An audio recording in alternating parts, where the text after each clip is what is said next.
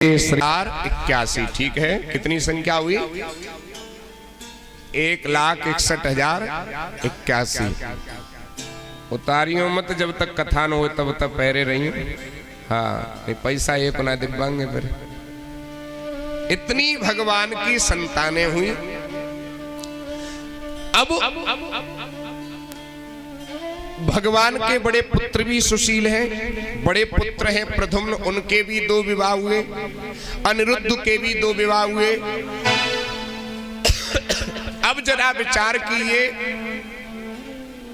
प्रत्येक पत्नी के 10-10 बेटा, कन्हैया के बेटाओं के भी 10-10 बेटा, फिर उनके भी 10-10 बेटा।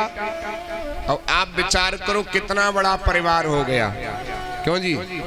आपके सुजायतपुर जैसे गांव कितने बन जाएंगे? हैं? हजारों गांव बन जाएंगे कि नहीं बन जाएंगे? इतना बड़ा परिवार भगवान का हो गया। लेकिन इतने बड़े परिवार में बड़ी शांति रहती है। सब भाई बड़े प्रेम से रहते हैं, कभी झगड़ा नहीं होता। नहीं आजकल हमने देखा है जिस घर में 2-4 बालक हो न, और वह घर में दिन रात हाय हाय मची रहती है। लेकिन कन्हैया के इतने बड़े परिवार में बड़ी शांति रहती है। हाँ इतना तो जरूर है, जो कन्हैया की पत्नी थी ना, वो तो कन्हैया से रूठती थी। सब देवियां अपने अपने पति देवता से रूठती हैं, इसमें कोई बुराई की बात नहीं है। क्यों डीलर साहब? हैं? डीलर नहीं रूठते कि ना है? बताए दे सबके सामने, बुराई की क्या बात? अब यहाँ बताएंगे तो वे कह रही हैं कि तुम्हारी घरे जाके खबर लूंगी। हैं? बोली गोविंद भगवान की। तो कन्हैया की पत्नियां जो थी वो तो सब बारी बारी से रूठती थी। लेकिन कन्हैया ने कभी भी रुक्मिणी जी को रूठते हुए नहीं देखा। तो एक दिन कन्हैया के मन में विचार आया कि रुक्मिणी जी से कुछ ऐसी अटपटी बातें करूं जिससे उनको भी गुस्सा आ जाए, और देखूं तो सही गुस्सा में इनका चेहरा कैसा लगता है। अब ये भी कोई सोचने की बात थी, लेकिन कन्हैया के मन में आ गई। अब सोने के सिंहासन पर कन्हैया बैठे हैं और रुक्मिणी जी पंखा से हवा कर रही हैं, एक हाथ से चमर डुला रही हैं, और कन्हैया मुंह लटका करके एकदम बैठ गए।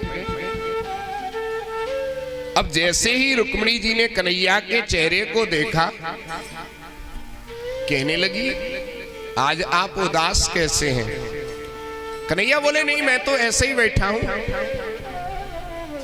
अरे कन्हैया मैंने तुम्हारे चेहरे पर कभी ये उदासी नहीं देखी, क्या कारण है, क्या बात है?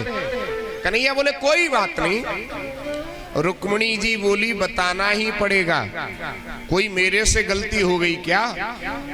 और देखो मैं कई बार कहा करता हूं 3 ही हट बड़े विचित्र होते हैं, बाल हट, दूसरा योगी हट, तीसरो आज बताए दे के रहने दे। आज तो लास्ट दिन की कथा है, बताए दे। नहीं आप लोग अगर कोई समझ भी गए हो तो हम आपकी बात नहीं करें, हम तो वृंदावन साइड की बात करें। आप तो सब अच्छी हो, ठीक है? बोल बांके बिहारी लाल की।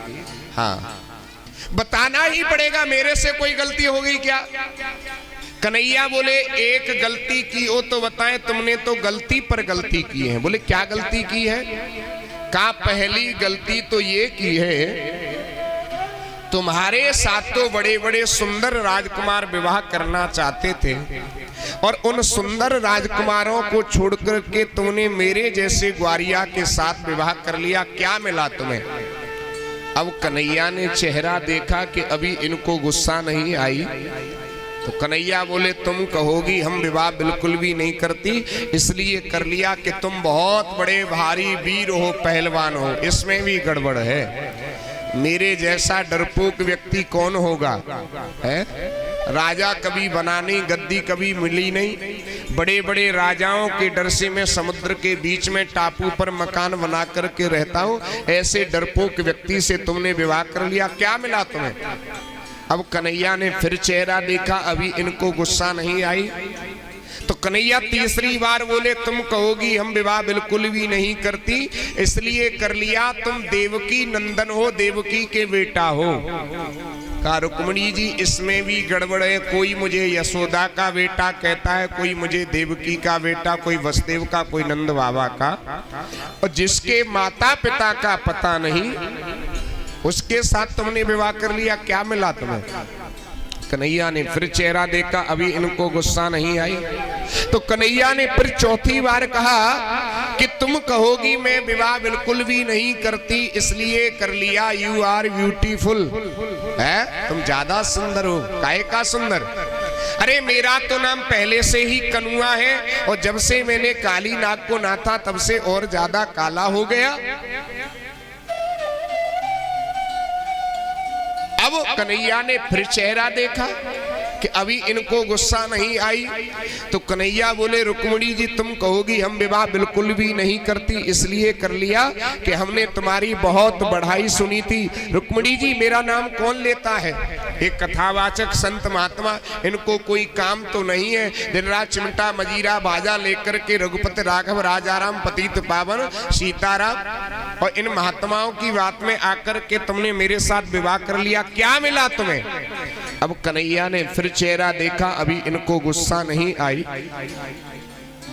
तो कन्हैया ने लास्ट में कह ही दिया कि रुक्मिणी जी अब तुम आओ कछु ना बिगड़ो, यदि तुम चाहो तो हम आज शिषपाल से बात कर लेंगे और कल तुम्हारा ब्याह शिषपाल के संग में करवा देंगे। ये बात कब कही थी? जब तक रुक्मिणी जी के 4-5 बेटा हो चुके थे। आजकल की देवियां होती तो 2-4 दिना तो रोटी नहीं देती, कड़ी खाए, ऐसी मजाक करता है। लेकिन रुक्मिणी जी ने जैसे ही सुना बेहोश होकर के गिर पड़ी। कन्हैया ने तो सोच रखा था गुस्सा में कुछ बातें कहेगी, ये तो गड़बड़ हो गया। तुरंत कन्हैया ने चतुर्भुज रूप धारण किया, 2 हाथों से रुक्मिणी जी को उठाया, एक हाथ से पसीना पहुंचने लगे और एक हाथ से पंखा से हवा करने लगे। ये कौन कह रहा था पैर दबाने लगे? तुम लोग करते हो क्या ऐसा? है जो हकीकत बात होती है वो निकल ही आती है। कोई कह रहा था कि पैर दबाने लगे, ऐसा थोड़ी करते हैं भगवान। एक हाथ से चमर घुमाने लगे और एक हाथ से पंखे से हवा करने लगे, एक से पसीना पहुंचने लगे, 2 हाथों से गोद में उठा लिया।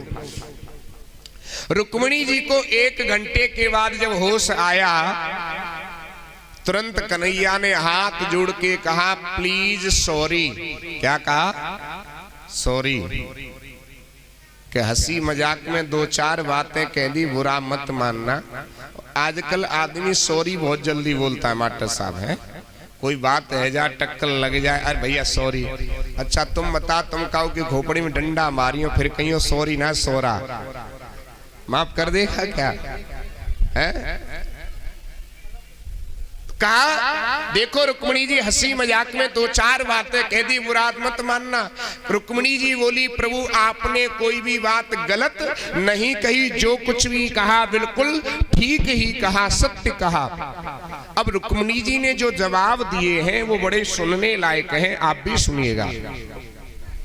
रुक्मिणी जी बोली प्रभु आपने ये कहा कि मेरा तुम्हारा मेल नहीं, वास्तव में मेरा तो आपका मेल है ही नहीं, और आपने मुझे कृपा करके अपना लिया तो इसमें मेरा क्या दोष है? और दूसरी बार आपने कहा कि मेरे माता पिता का पता नहीं है, तो मैं आपसे पूछना चाहती हूँ आपके भी माता पिता होते हैं क्या?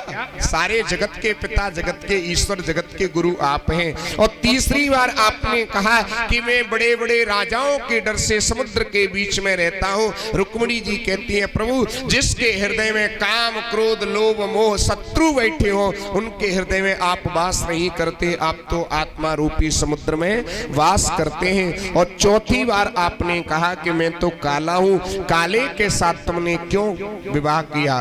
रुक्मिणी जी कहती हैं कन्हैया ये तो अच्छी बात है जो तुम लला बन के आए हैं, और लली बन के आते तो पता नहीं क्या होता। यदि नंद लाला तुम होते लली तो गले कट जाते करोड़न के, ये तो खैर मनाओ जो लला बन के आए हैं। और आप भी एक भजन गाया करती हो माताओं बहनों, कौन सा?